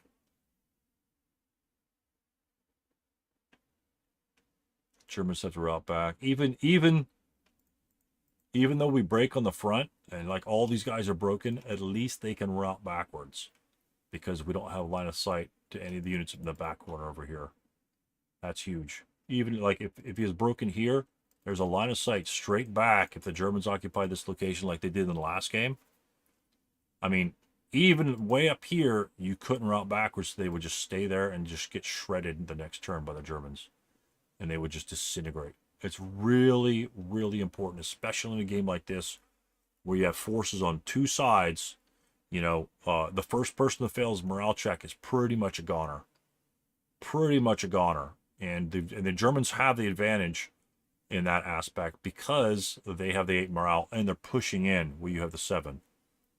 You know, if it were reversed, if these were 4, 5, 8s in the town, you might be able to withstand a lot more firepower from the Germans if they were 4, 6, 7s coming in. So the game complexion changes a lot. It's just simply based on the morale shift there. And here the Germans really don't have a force to attack the town with, to be honest. They got stuck on the hill into melee a couple turns. You know, a turn or two makes all the difference. And now pretty much just the Brits are counterattacking. But regardless of the fact that the Germans had a difficult problem trying to approach up on the hill, I just want to point out the differences between this scenario and the last scenario in terms of dealing with the Germans in the town. Although the Brits won this one here, the Brits were very close to winning the last one there. And the biggest difference between them, in my opinion, is although I think they killed them like by turn 4, right before the tanks came on, it took them 4 turns, even with their aggressive stance against these guys over here. And why is that? Probably maybe because they have 8 morale, stone buildings. You know, you got to get big fire groups, and you know, if you roll 12 or 16, it's going to be +3. I mean, if you roll like a 7, what's that going to be? A 1 morale check on a 6? 1, 2, 3. That's going to be a normal morale check if you roll on the 16 chart with a +3. And these guys got 8 morale. So most of the time, they're going to be just going to bounce off of them. You know, they'll be pinned. And if they're pinned, you just fire probably 3 or 4 hexes of units. You're really not going to have anybody to react to it. And so their 8 morale keeps them alive there. That's why it takes a little bit longer for the New Zealand/Brit to clear them out. And it did take them a couple turns. And, you know, if you look at the front line, you know, a lot of these guys are broken on the front line. Almost half their units are broken up here, even though the Germans don't have any real forces left to speak of. You know, they still have a lot of casualties up in the front, even though when the Germans had a bad time. So tough on the Germans here. Again, I actually hadn't seen the Germans have a rough spot. I mean, when the 10-2 misses a melee roll, you know your day's not going so well. It's probably a 2-1 -2, and I think he rolled a 10 on that one. So that was, you know, that happens, and that's why close combat is really, really tricky.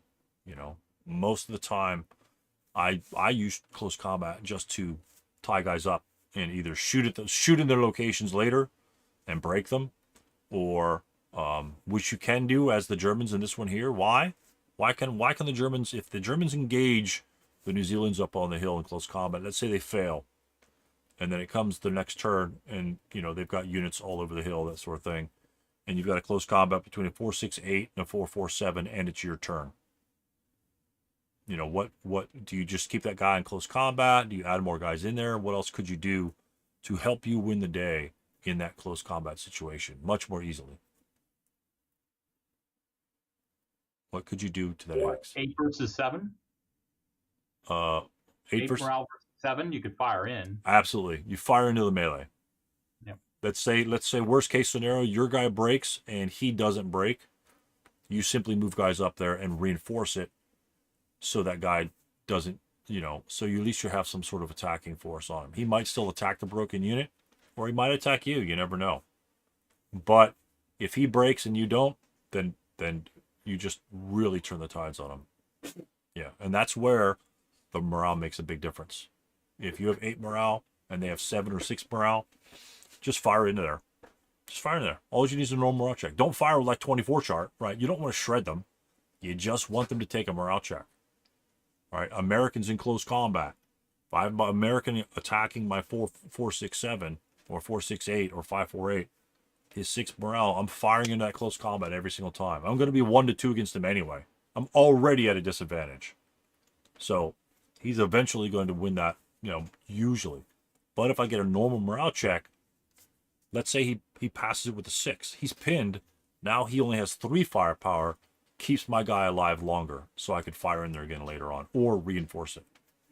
So take into consideration the morale of your enemy troops, especially in close combat, and just blast them a couple times. Again, try to make a 7 your roll, and try to make the 7 a normal morale check. All you want is a small little morale check. All you want is roll dice. You don't want a 2 morale check, because then you're both going to fail and then you're screwed. Just get a 1 or maybe that's what you want. But just a little 1 or normal morale check, even a pin task check is good, because again, your morale is higher. His morale is lower. That's at least 15 or 17% advantage that you'll have over that shot. And sometimes that's all it takes. It might keep you alive another phase. So, but yeah, again, I like the aggression of the New Zealand player down here against the Germans in the back. It ended up not actually making a difference in this particular scenario. Well, it kind of did, I guess, because if it didn't crush these guys down here, they might have been like kind of stuck back there. I mean, technically, you can kind of get stuck back there, or it kind of freed them up to bring everybody up on the front line. And I don't know, maybe it's designed for that, because it takes the Germans about 4 to 5 turns to get to the edge of board U. About 4 to 5 turns. If you can get your Germans there in 3 turns, you're going to be way ahead of the game in terms of being able to reinforce these guys in the back.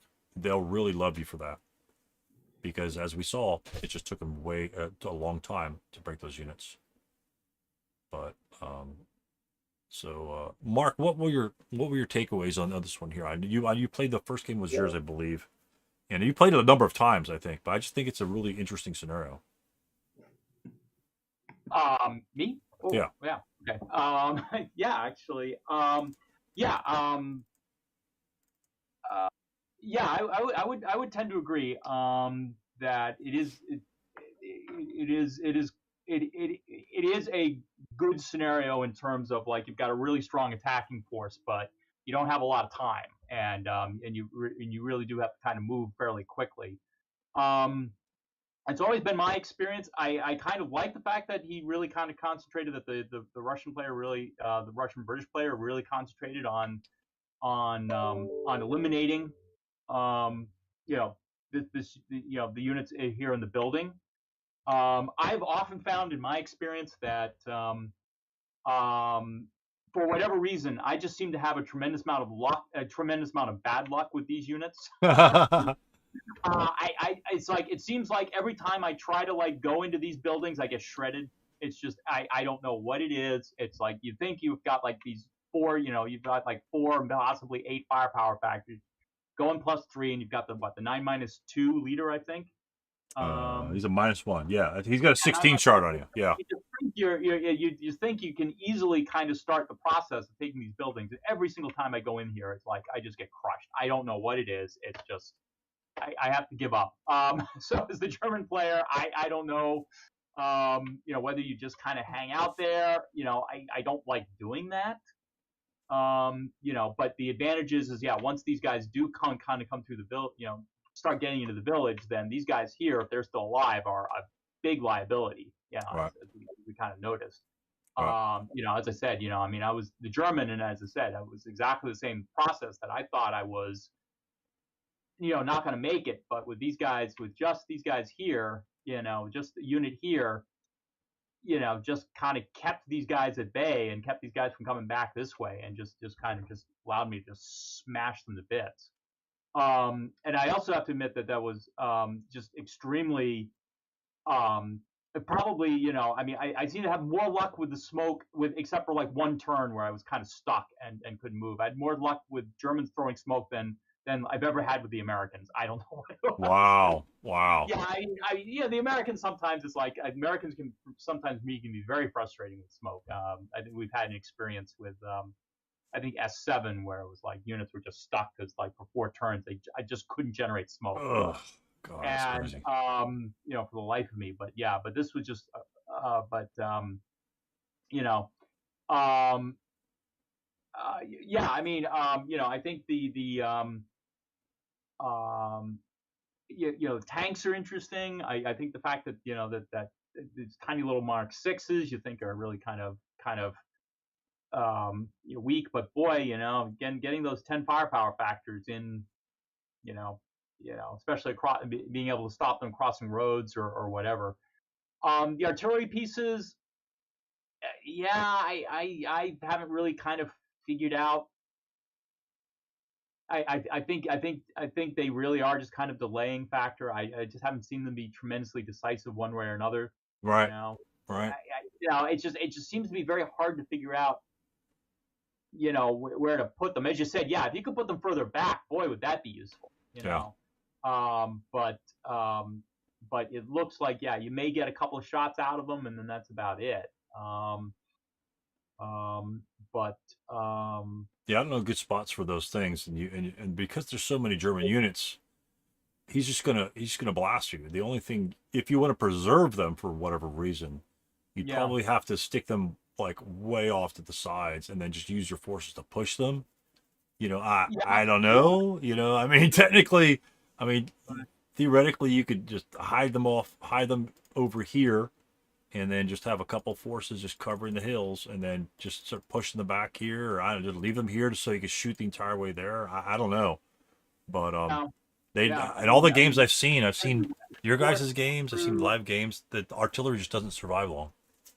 Yeah, yeah. What is it? It's set up in 5 through 8. Yeah. So yeah. Yeah, So you're stuck. Yeah. I mean, even if you could be there, I mean, that would be you right, know kind of interesting. But you can't even set up there. You know, you're kind of stuck. I mean, maybe you set up on the road and just try to push the guns. You know, at least you know if you had like a squad with them, then you'd still be able to move the guns pretty right, automatically. I mean, you need right. like what, maybe like a 10 or something like that I to think move a so. gun, Yep. you know, and that, you know, then yeah, maybe with the leader, you know, at least get 1, 2, 3. You know, that's probably about as close as you can get. You can probably set up there and then kind of pushing. But then even if you get there at the end of the first turn, the Germans could be on the hill. That could be, Right. It'd be tough you to pull know, off. I think it would be tough to yeah, pull it'd be off. tough to pull off. But boy, yeah, if you could get the gun, if you could even get the gun like here, you know, ready to fire across this way, that'd be interesting. Yeah. Yeah, it'd be interesting to try it. It'd be interesting to try that. It's kind of like a strategy to see if there's something you could do with those guns, maybe to move them back. I've never even thought about trying to push them, but Yeah, the M8's always the bad thing. And like I say, just simply because, the 8-0 in terms of rallying, if I think we saw when most of the British units broke, there's nowhere to go. There's just yeah, nowhere to go, and they just catch up to you and shred you. And so it's like, well, what the hell is the 8-0 for anyway? I mean, the only spot that they could really rally is a patch over here. But again, they've got 13 squads that can just chase you down. yeah, Uh, but yeah, it'd be kind of interesting to see. Yeah. I mean, yeah, as you said, you hide out there, and I said, yeah, I mean, this was why I kind of just set the mortar up right there. It's like fine, you know. Yeah. Now you bottom up 2 or 3 units, they're not going anywhere. Right. You Right. know, and and that's a very good use of, I mean, I'll certainly take one squad to keep 3 bottled up. Yeah. Oh yeah. So yeah, so you kind of trap them, and yeah. So as I said, I think as you said, the best you can do is, to a certain extent, is just slow them down. And as I said, yeah, the guns would be interesting. I would like to try this scenario again. Maybe thinking about, putting them back and seeing if you get lucky and see if you can push a gun to like there or something like that. Right. Might be interesting. Yeah. I mean, just to try something different. Right. Right. And then just to compare, compare contrast the games, how I mentioned the mobility of the AFVs. Yeah. In your game, you had to deal with this unit over here, so your AFV was pretty much assigned to dealing with that unit. And once those units are gone, I mean, look where this player took it. I mean, now he's. I mean, obviously the game was probably decided before then, but he's got a guy up on a hill to shred guys up on a hill here, and he's got the range for that. And now he's got the other unit behind him as well. Even if they have the ATR guns, that's something that you might want to probably try anyway. Again, it cut the route paths, because once he gets shredded, now this guy's a normal range, and if the guy were up here or something like that, then they just disappear for the most part, And yeah, but as I said, yeah, the lucky, yeah, as I said, the but then even still, even with the plan of attack and just kind of just really just crushing these guys in turn 5. right, It still came down to being lucky enough to stop that one platoon, stop that one squad. yeah, There was a good, a little bit of luck involved there. Yeah. All of a sudden, it's like, oh my God, like all of a sudden it's like I kind of realized that, I thought I was in real trouble right here, and just managed to get the lucky roll, and that pretty much sealed the fate of everybody. But, Right. But even then, yeah, as you said, yeah, I mean, played to the end, and he almost managed to still pull it out. If he'd gotten that squad there and taken him out, he would have won the game. right. And even because he had no one else around, he had the one squad in the tank here. Even if he broke you in that spot after you pinned him and he advanced fired on you, it doesn't matter if you were broken here and then were eliminated for failure to route, you would still control the building and literally win with nobody in the building. Right. So, Yep. and that's how damaging the pins are in that instance, and especially if you need to aggress and be at a location earlier than later. So that's very important to have. And again, a lot of people say, well, I crushed you in the front. Well, you did crush him at those points, but any one of those close combats went south, or if he made a morale check, this 238 is the one that's still behind him. Yeah. Because this tank would have been up here, maybe an M6, shredding those units getting across the road, and just like the British here. Like I said, I like the extreme differences in these particular games. This one even went to turn 5 or 6, but it's just the brilliance, I think, of this particular scenario in that if you get bogged down as the Germans, you're going to have trouble, and if you can't survive back here, then it's going to create some other pitfalls for you, and that's why I like it was interesting to watch. As I said, it was interesting to watch him just literally decide that no, my goal is to eliminate these guys, and and he managed to pull it off. You've got a decent force. You've got 6 squads. Yeah. So you've got, as you say, you got 24 power plus an MMG. So, and you've got at least, probably 2 or 3 turns before the Germans really going to kind of break through. So, if you're really looking at this line to really delay you, so it allows the British here to really eliminate these guys and get them out of there. Right. It might be a pretty good strategy for the British, as you said. Then you got enough time to at least deploy up here. Right. And at least try to hold things on, as you said. And then you got the tanks coming in turn 5. So right. Now in the deployment up here, let's say, and that's why I like the flanking move for the Germans over here, is if he wasn't so holed up in the middle, let's say he progressed as you progressed in your game, but yet he had 4 squads on leader or 3 squads on leader probably, platoon moving to the right. In this sort of situation, let's say that still occurred in your game, the Brits can't just pin them up here because the Germans have a flanking force here, which might have to soak off 3 to 4 squads to have to deal with those guys.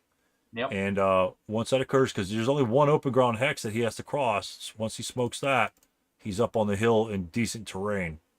And I've had played this once where the Germans did make a nice down the side, and it exactly caused the problems that you had. It's like, now you got to start covering this terrain over here. Right. You're just spreading out more, and it also gives the once the Germans do get up on this hill, it gives them a pretty good attack on this building. Right. So I played it once where this whole area right in here really became inflamed. You had a tank here, wow, round, and trying to hold off the Germans on the hill here. So yeah, I think that is I played that once. I can dig up the log. I think I've got the log file. Oh, that'd be cool. That'd be cool. Yeah, I can post that. No, let me take a quick look. See if I've actually got it. Well, yeah, like I said, I just the scenario because the scenario is medium sized to kind of big in terms of lots of units, and just the outcomes are just extremely varied. It seems like, and gives a good variety, replayability. Like you say, you get flanks on one side. Just the 2 games we had here make a big difference in terms of just the outcomes. Yeah. Just the outcomes of the games. I'll take a look. I'll take a look at it and see if I because I've got 3 logs here, so I'll take a look and see if one of them is the as the as I said, has the German coming down this side. But I do definitely remember playing it that way, and as I said, this whole area became the focus right at turn 7 or 8. I mean, it was just a massive fight here on the hill. Just to kind of hold this building, and it did allow the German to kind of really get down in here fairly well. Because I think the fight was literally over this building. Wow. At turn 8, yeah. So it came pretty close. So because I think in that case, I think the German managed to actually get managed to get lucky and got a pretty good attack, and actually managed to kind of get over here. Wow. And really caused a lot of problems for the British as they started trying to. For me, I think that was the British trying to get onto the map, because you can try to cover some of these hexes over right. here. Right. Yep. And it really turned into a real problem, as I said, as this hill really became important. So yeah, it really turned into it's the only time I've seen that happen, but it was a very interesting variation. Yeah. Very cool. Very interesting. Very interesting change of pace for this game. So yeah, I do like. As I said, this is.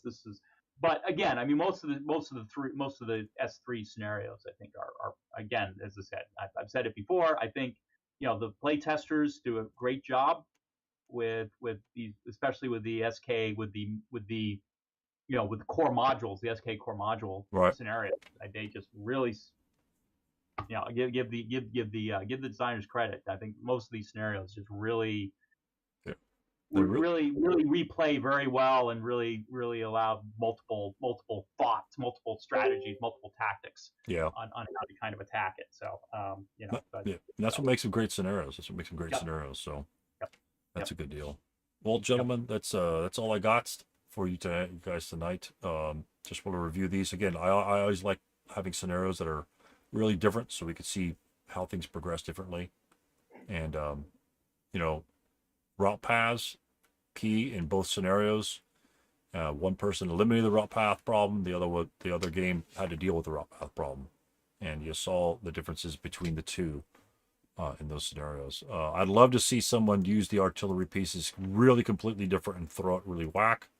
I'd love to see something really innovative with those things. But the setup for the Brits would have to change based upon that, of course, right? You might have to put the medium to cover the approach that they're not defending. But again, it's like you say, SK scenarios seems to have a greater variability in terms of it doesn't really matter what direction you move; you can still succeed in that direction. I think that's important, especially for a starter kit scenario where players may not be able to decipher and read the topography. Where again, that's why I always like to focus on the game plan. Is it doesn't really matter if you choose like the completely wrong direction. Most of these SK scenarios are small enough that you're still going to get to your destination. It can really make a huge impact, and we see that in almost every single scenario that we play. So any other questions? And as I said, since the boards usually aren't too big, I mean, it's not like a disaster if you. Even if you kind of came in here, and it was like, oh my God, it's farther away, you still usually have enough time, So right. Yeah, 8 movement phases for the Germans. So, but yeah, so that's what we've got here. I'll try and figure out the games of the month. I think people are discussing about like 88 Zon, and then we could do the ASL scenario, which would be don't know if it's 88s at Zon or the same. Essentially, the Zon with the win. Zon with the win. Yeah, that's right. That's right. So effectively, it would be the same scenario, but in the ASL sort of perspective, I think that would be kind of cool to do. Just so essentially everyone's kind of like, quote, playing the same scenario, sort of the same reflective scenario, and see how ASL deals with it versus SK. So we're probably going to go with those since it's the 5th and I haven't put anything out yet, just because I've been super busy. But I'll try and post those tonight, and then we can get ahead on those. All right, gentlemen. All right, sounds good. All right, thanks a lot for showing. Thanks for your input, and we'll see you next week, I guess. Great. All right, Thanks, then. folks. Good night, See you, everyone. man. Take Bye. care.